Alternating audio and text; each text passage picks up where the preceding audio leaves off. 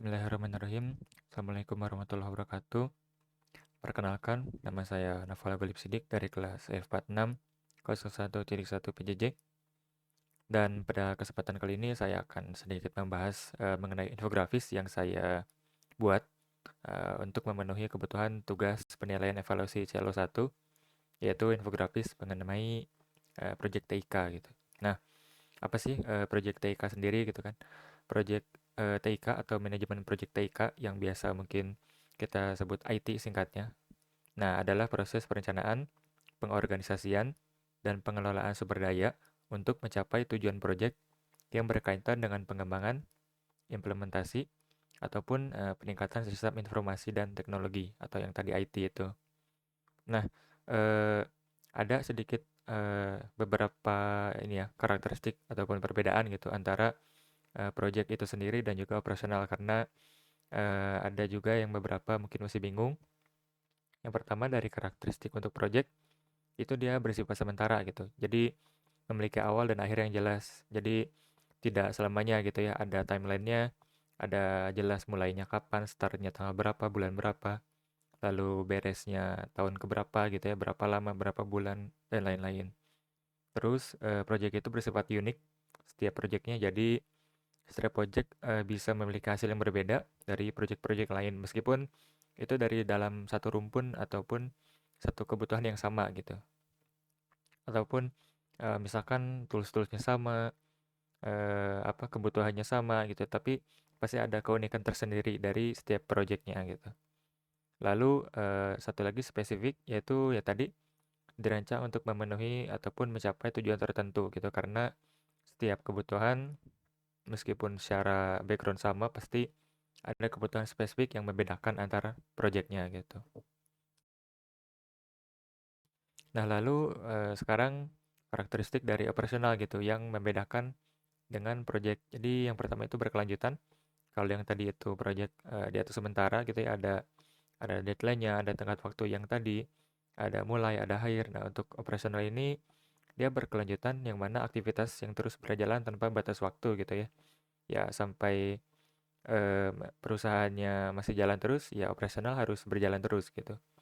Lalu repetitif, nah proses yang sama berulang kali, ya seperti misalkan kegiatan untuk kebutuhan operasional karyawan gitu ya, gaji, reimbursement, ataupun misalkan eh, untuk alat-alat gitu, pemeliharaan alat-alat, maintenance, dan lain-lain.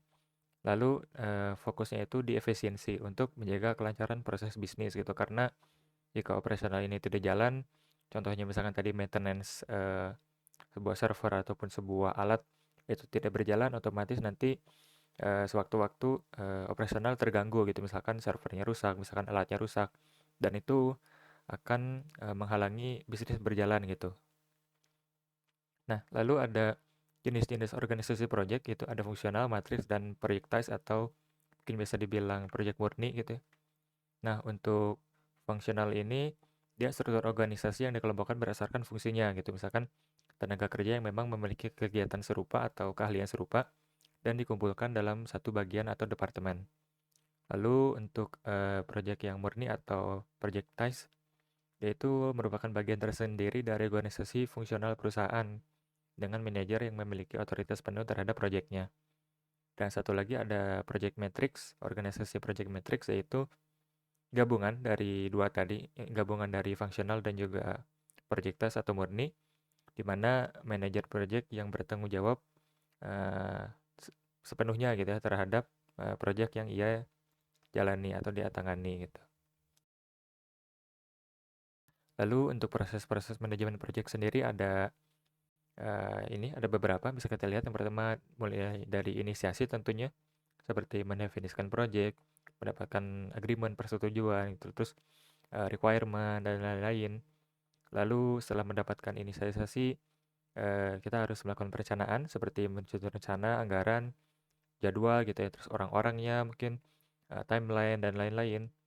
Lalu masuk ke tahap pelaksanaan, yaitu tentunya melaksanakan proyeknya dan juga mengelola tim yang melaksanakan proyeknya.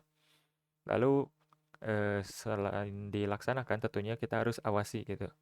Jadi kita harus kontrol, kita harus pantau kinerja dari setiap tim, dari setiap orang dari setiap bagiannya masing-masing untuk memastikan proyek itu jalan dan melakukan penyesuaian jika ada kebutuhan tertentu gitu. Lalu tentunya di akhir ada penutupan dengan menyelesaikan semua aktivitas dan melakukan dokumentasi terhadap semua kegiatan yang dilakukan.